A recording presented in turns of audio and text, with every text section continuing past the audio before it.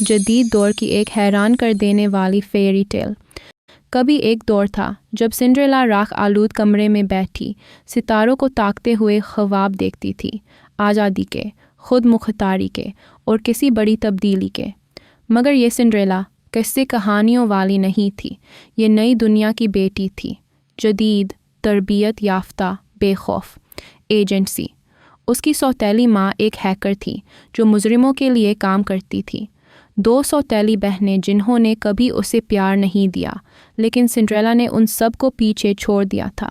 خفیہ ادارہ شاہی security intelligence نے اس کی صلاحیتوں کو پہچانا اور یوں وہ بن گئی سب سے قابل خفیہ ایجنٹ۔ سلطنت کے ولی عہد شہزادے کا جنم دن تھا۔ محل میں ایک بین الاقوامی گالا منعقد کیا جا رہا تھا، مگر اس تقریب کے پردے میں ایک خطرناک سازش چھپی تھی۔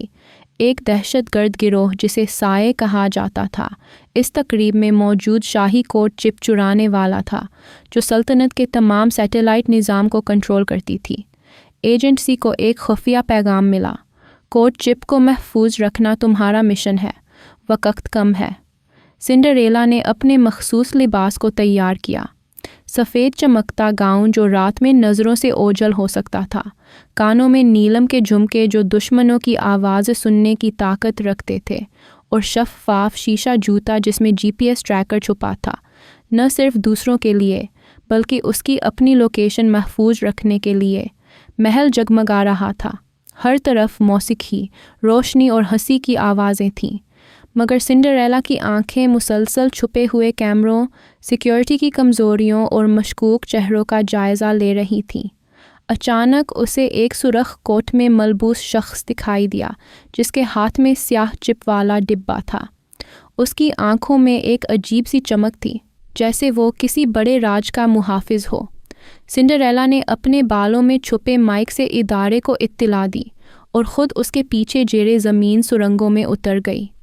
اندھیرے میں دوڑتے، چھپتے، لڑتے، سنڈریلا اور وہ دشمن ایک دوسرے کے ذہن، ٹیکنیک اور طاقت کا امتحان لینے لگے۔ ایک لمحے کے لیے دشمن نے سنڈریلا کو دھکا دے دیا اور اس کا ایک شیشہ جوتا وہیں گر گیا، مگر وہی جوتا اس دشمن کی گرفتاری کا سبب بنا۔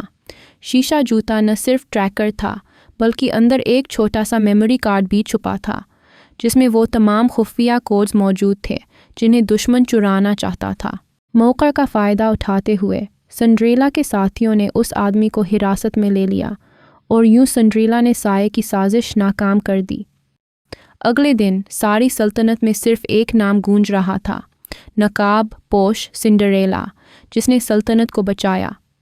پرنس نے جب وہ شیشہ جوتا دیکھا تو مسکرا کر کہا: جس کی پہچان اس جوتے میں نہیں اس کے کردار میں ہے، اور میں اسے ضرور ڈھونڈوں گا۔